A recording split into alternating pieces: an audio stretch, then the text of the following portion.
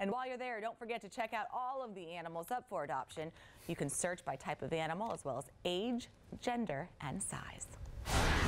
Right now at 6, a Local 10 investigation. $1 million worth of vans, trucks, and cars bought and paid for, but sitting in county garages. What's going on? More than 150 firefighters work to battle this auto shop inferno. Hear what sparked it all. $1 million bond for a man accused in a deadly drunk driving crash, but that's not enough for the victim's family. Plus, Local 10 News is making a difference in one neighborhood. How you can help transform this abandoned park into something special. Plus, the tributes are coming in after the passing of Dick Clark. Good evening, everyone. I'm Calvin Hughes. And I'm Lori Jennings. Local 10 News at 6 starts right now. You're watching Local 10, home of Local10.com. WPLG Local 10 News at 6 o'clock starts now. Right now at 6, a Local 10 investigation into hundreds of cars paid for by Miami-Dade taxpayers that have been sitting idle for years and have never been used. These cars were bought by the county and they were supposed to be added to the fleet. Instead, they've been sitting unused in a parking lot. Local 10's Jeff Wines here saw these cars firsthand and then went straight to County Hall to get some answers. Well, Miami-Dade taxpayers paid just under $1 million for these vehicles. We're talking about minivans, heavy-duty vans, pickup trucks, hybrid vehicles, all bought back in 2006 and 2007. And today, they're collecting dust. There are 12 2006 Ford F-250s with heavy-duty lift gates that have been sitting here for 6 years, never used. Not far, a line of 15 minivans bought back in 2007, also never been put on the road. We found 5 Toyota Priuses that are 5 years old. We found pickup trucks from 2006 and 2007 collecting dust. 100 plus vehicles bought by you, the Miami-Dade taxpayer, that have been sitting idle in the Arlington Heights Metro Rail garage for years. We showed these pictures to Miami-Dade commissioners. I'm appalled by this. I can't figure it out. I saw this for the first time, and I don't understand it. In total, $965,000 worth of taxpayer-bought vehicles.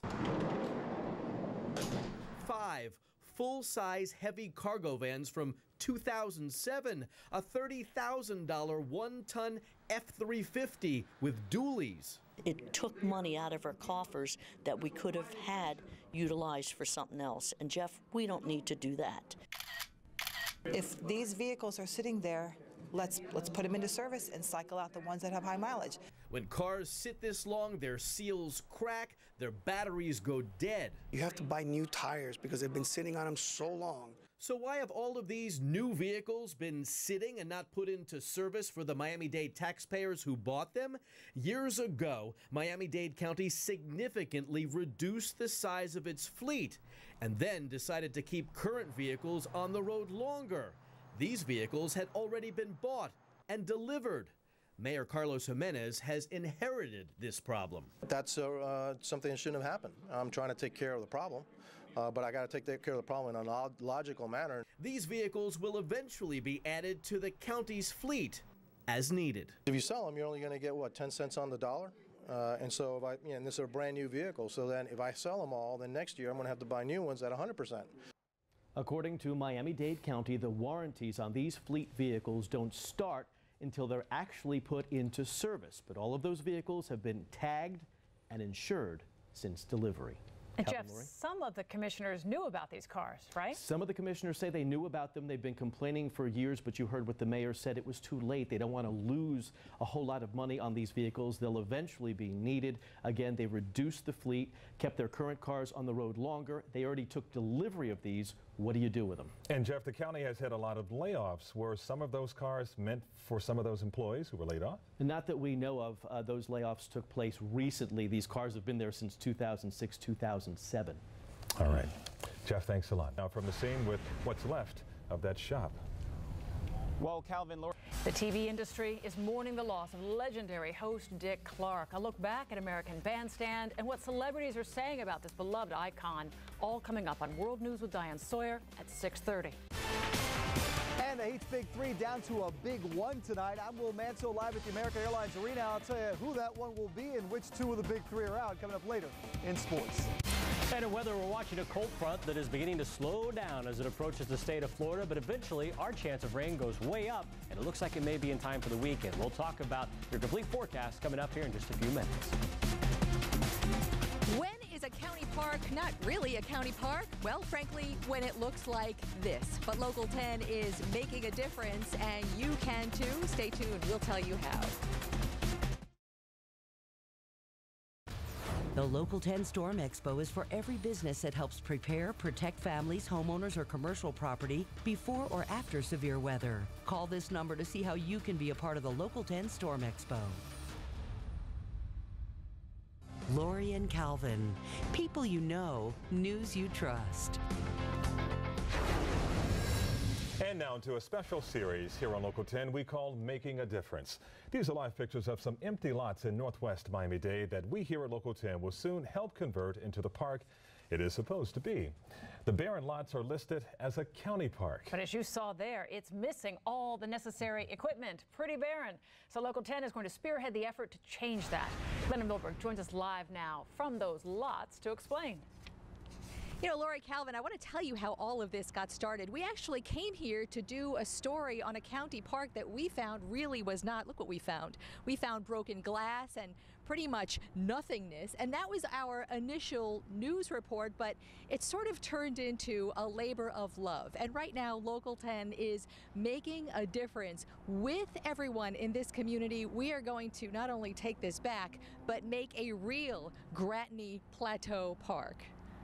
And we hope everyone will get involved in this effort to make a difference in our community. If you would like to help in any way, email us at share@local10.com.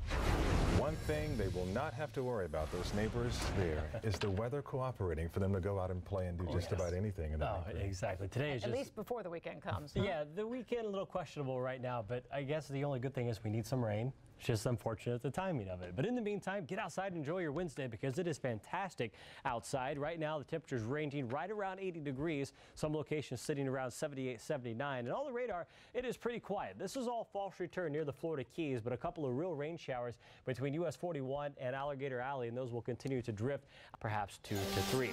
So your forecast here for tomorrow will start off at 71 to 85. Not a washout by any means, but about a 30% chance of an isolated shower or two here across South Florida. I want to spend some time talking about the extended forecast because changes are coming, in particular here at the start of the weekend. So a scattered shower Thursday or Friday. Our temperatures will stay here in the mid-80s for Saturday. And as we look at the weekend as a whole, the timing of the storm system gets a little difficult. Some models have the front coming through a little late on Saturday and happening overnight Saturday into Sunday. Other ones have it Sunday afternoon and then exiting here by about midnight. Regardless, it looks like we will see an increased chance of rain and the possibility to see strong, if not severe, thunderstorms here over the weekend. So Calvin and Lori, you'll want to stay tuned here the next couple of days. It could get a little dangerous here in South Florida over the weekend. Discover how FPL is bringing you value, reliability, and the lowest bill in the state. Visit FPL.com.